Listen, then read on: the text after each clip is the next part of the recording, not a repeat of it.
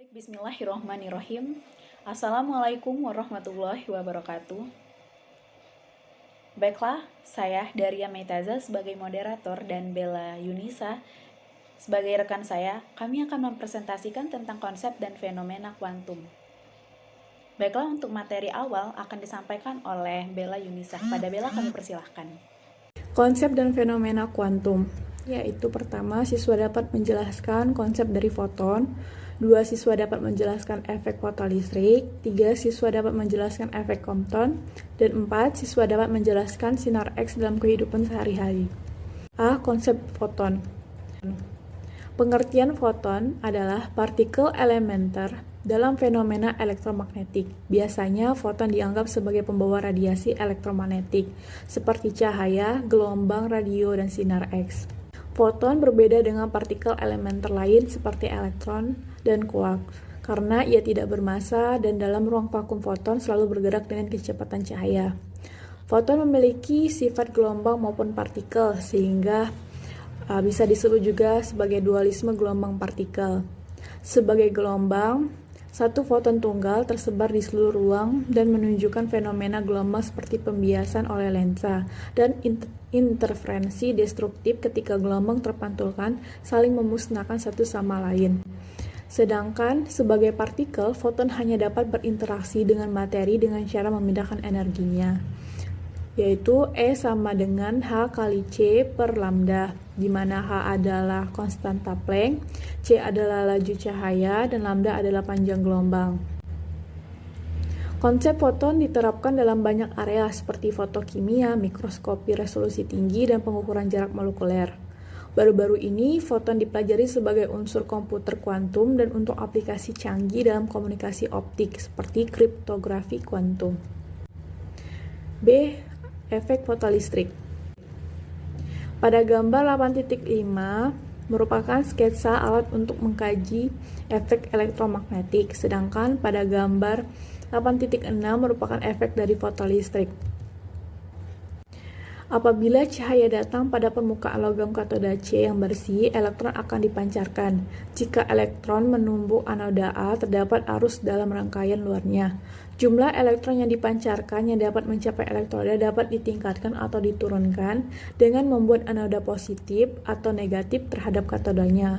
Apabila V positif, elektron ditarik ke anoda, sedangkan apabila V negatif, elektron ditolak dari anoda. Hanya elektron dengan energi kinetik mv² yang lebih besar dari eV kemudian dapat mencapai anoda. Potensial V0 disebut potensial penghenti. Potensial ini dihubungkan dengan energi kinetik maksimum elektron yang dipancarkan.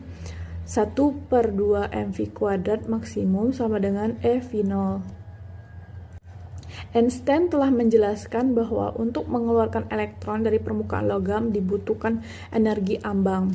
Jika radiasi elektromagnetik yang terdiri atas foton mempunyai energi yang lebih besar dibandingkan energi ambang, maka elektron akan lepas dari permukaan logam. Akibatnya, energi kinetik maksimum dari elektron dapat ditentukan dengan persamaan EK sama dengan H kali F kurang H kali F0, di mana F adalah frekuensi cahaya dan F0 adalah frekuensi ambang.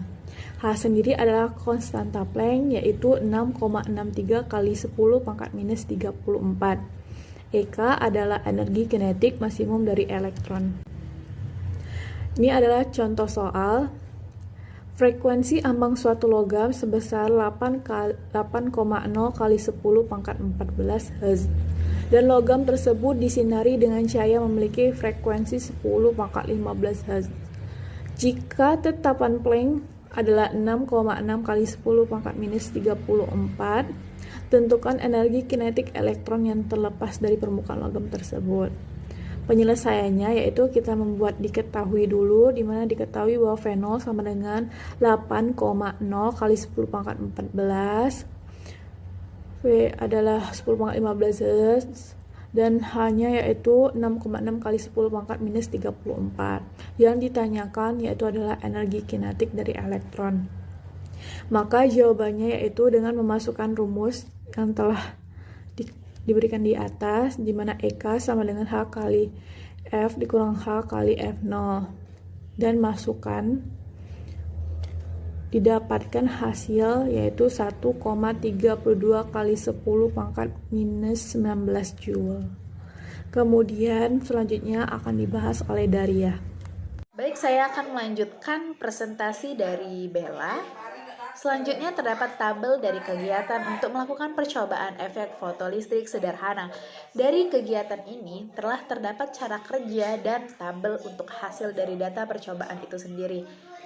Selanjutnya untuk yang diperoleh yaitu siswa bisa menggambarkan grafik hubungan antara T dan V.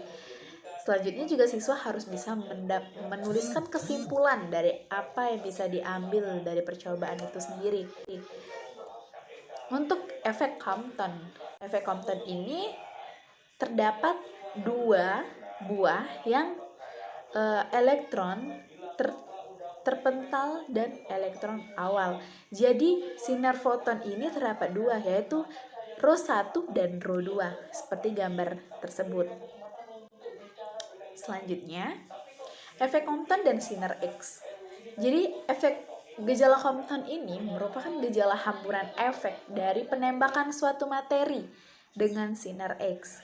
Efek Compton ini ditemukan oleh Arthur Holly Compton pada tahun 1923.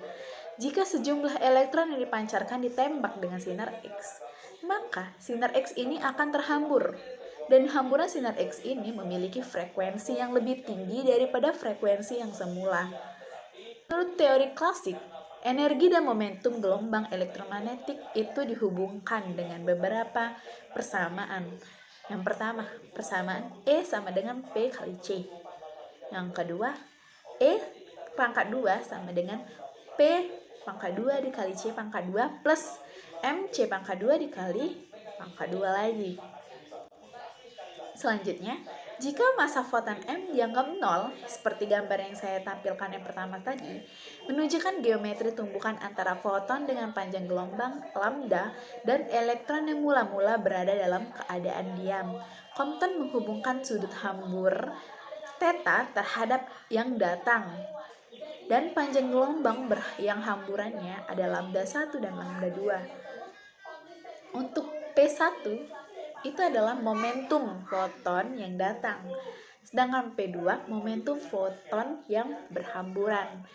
Jika kita berbicara tentang efek Compton, maka sangat erat hubungannya dengan hukum kekekalan momentum, di mana hukum kekekalan momentum itu P1 sama dengan P2 plus PE, di mana momentum dari elektron itu adalah P1 dikurang P2.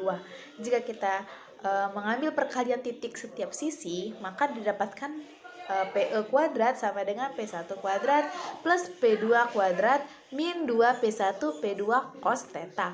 Jika kita memasukkan untuk kekekalan energi, maka dapat dihasilkan rumus P1 dikali C ditambah MC kuadrat sama dengan P2 dikali C plus akar dari MC pangkat 2 dikuadratin plus PE kuadrat kali C kuadrat. Untuk hasil Comptonnya dengan seluruh rumus yang ada di atas dapat ditemukan lambda 2 dikurang lambda 1 sama dengan B per M kali C kali 1 min cos theta, di mana lambda 2 dan dikurang lambda 1 itu bisa digunakan rumus umum yaitu B per M theta jika dia tidak ada sudut yang mempengaruhinya. Bisa juga kita buat BC di per MC pangkat 2. Oke, selanjutnya aplikasi sinar X dalam kehidupan sehari-hari.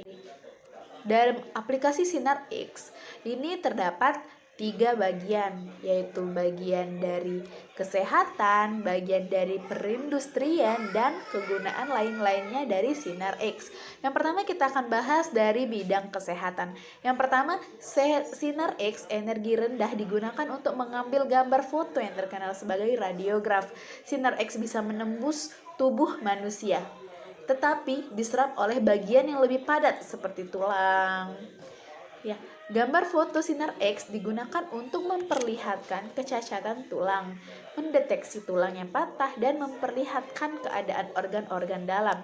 Ini dapat digunakan di bidang ronsen pada kedokteran. Yang kedua, sinar X energi tinggi digunakan untuk memusnahkan sel-sel kanker. Cara ini dikenal sebagai radioterapi di bagian perindustrian. Yang pertama, mengetahui kecacatan dalam struktur, alat, atau bagian-bagian dalam mesin. Yang kedua, memperbaiki gambaran dalam pipa logam, dinding, dan tekanan pipa logam. Yang ketiga, memeriksa retakan dalam struktur plastik. Selanjutnya dalam untuk kegunaan lainnya untuk sinar X. Yang pertama, sinar X digunakan untuk membuktikan suatu objek purba itu yang benar atau tiruan. Yang kedua, di lapangan kapal terbang, sinar X energi rendah digunakan untuk memeriksa barang-barang dan tas bagasi penumpang. Baik, itulah hasil presentasi dari kami. Jika ada salah kata, saya mohon maaf. Kepada Allah, saya mohon ampun. Jika ada pertanyaan, kalian bisa menghubungi Daria sendiri ataupun Bella. Baik, saya akhiri. Wassalamualaikum warahmatullahi wabarakatuh.